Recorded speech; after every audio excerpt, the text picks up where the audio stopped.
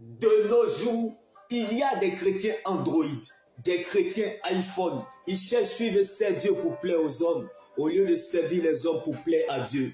Ils vont à l'église pour chercher la bénédiction. Il faut les voir vivre. Tu as l'impression qu'ils vivent.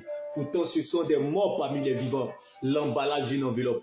Ils sont comme une voiture sans carburant. Car on ne court pas pour ce qu'on est. On court pour ce qu'on n'est pas. On ne naît pas pour devenir quelqu'un dans la vie, mais on est pour être ce que nous sommes. On ne va pas à l'église pour chercher la bénédiction. C'est une malédiction.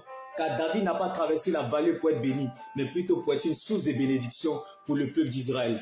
Donc on va à l'église pour servir Dieu. C'est lorsqu'on est au sous-sol ou au rez-de-chaussée de la vie qu'on s'en rend compte de l'importance du souffle de vie que Dieu nous donne avec gratuité. Tu veux connaître les vivants? Fais une journée auprès des sans-abri.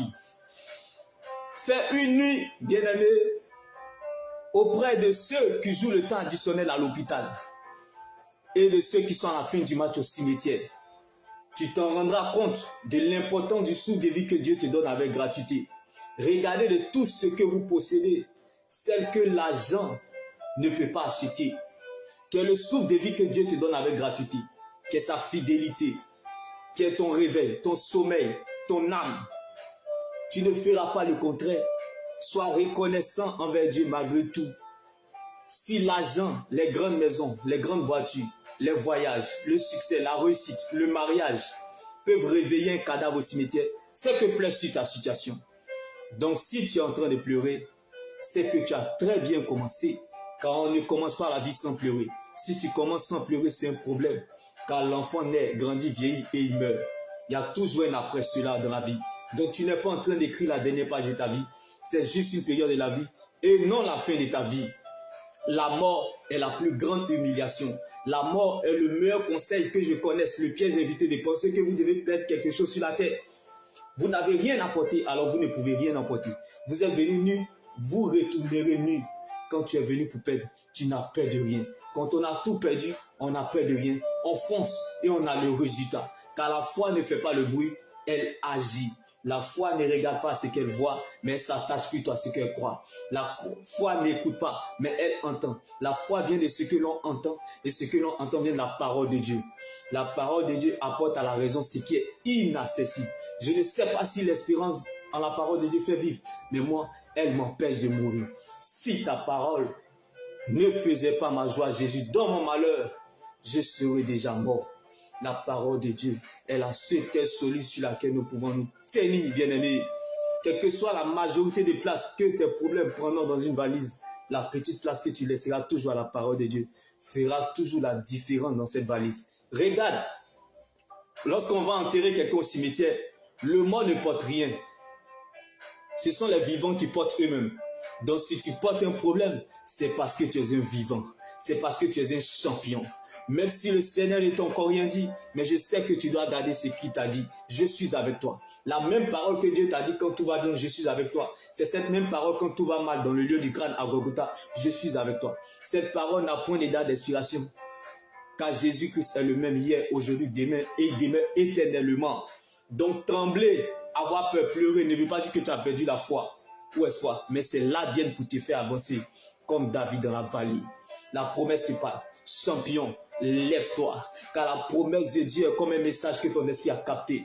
Et lorsque ton esprit a capté ce message, tu cours avec ça, car la course ne s'arrête pas au milieu, mais plutôt à la fin. La fin d'une chose vaut mieux que son commencement.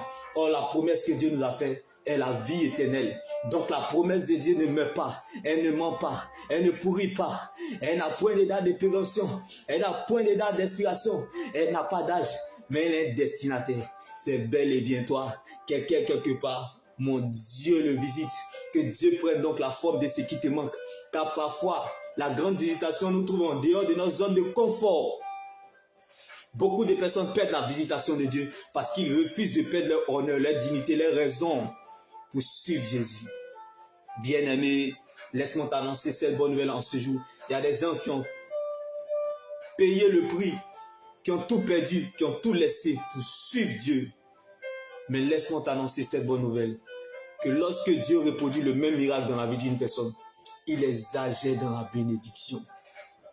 Donc, bien-aimé, Comme Job qui a tout perdu mais n'a jamais douté de Dieu.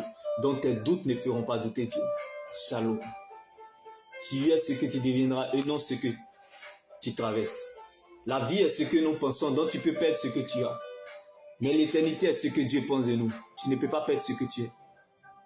Donc Dieu te fera toujours apprécier ce que tu es.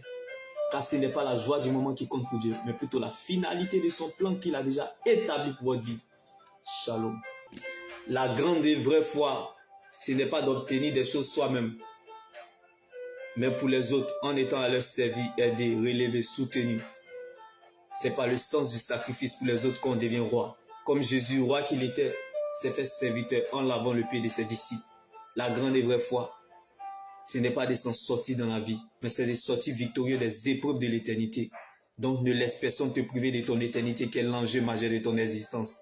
Reste focalisé sur le Seigneur Jésus-Christ seul, car la preuve, la valeur et la raison de ton existence, c'est ton salut en Jésus-Christ.